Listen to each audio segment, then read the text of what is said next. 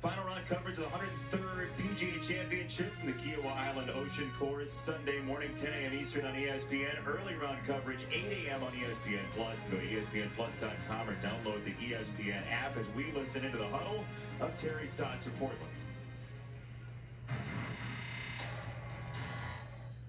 We've made some good runs. We got to limit theirs, all right? It's going back and forth. String together some stops, all right? Don't let them get in a rhythm. Just know that Morris is going to be aggressive. Obviously, Jokic is going to be aggressive. Campazzo's going to drive. Don't get complacent at the defensive end.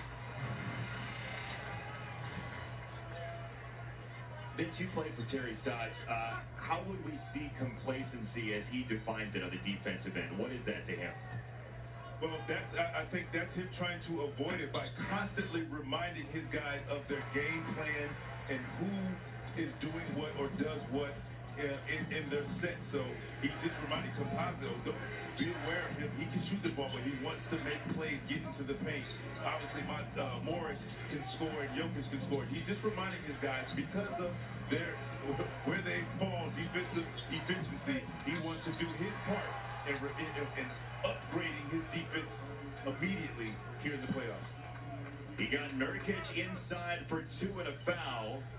Yusuf Nurkic, 26-year-old out of Bosnia and Herzegovina. And he'll have a chance at a three-point play. His first game against the Nuggets with Portland, he put up 33.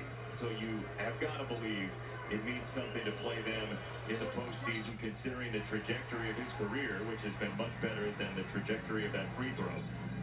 Right. You got to put a little more arc, put a little more arc on the ball there, buddy. a little more is pretty generous. Porter. Boy, he's so good at taking tough shots. That one wouldn't go for him. C.J. McCollum against Porter. He got the block with his length. With great patience, he allowed McCollum to make the contact, kept his hands up, and then used his height. 6'10", athletic, go block the shot, transition, open three. How about Austin Rivers, who was sitting on his couch as of early April and now just bags a three for a 5-point playoff lead for Denver as Gordon soars for the rebound. I mean, it's just a great pickup for the team. You lose a guy like Jamal Murray, and you add a playoff experience in Austin Rivers. I mean, that's just a blessing for your basketball team. Jamal Murray, who was on the court taking free throws before this game, just a month plus after that ACL injury. Traffic everywhere, carnage under the basket, and Denver comes away with the final possession of this first half. Crazy thing about it, sometimes you say, hey, that's a foul. Just like that, when that's a foul. All right, they finally called a foul here, but it just brings you and lets you know, hey, this is playoff basketball. You're going to earn it. We're not going to give it to you. We're not going to let the whistle dictate how this game's going to be played. I love an angry man with a smiley face hat, by the way. I know at halftime, we got trouble for the Clippers and Maria, Jalen, and Jay. I love the hat, though.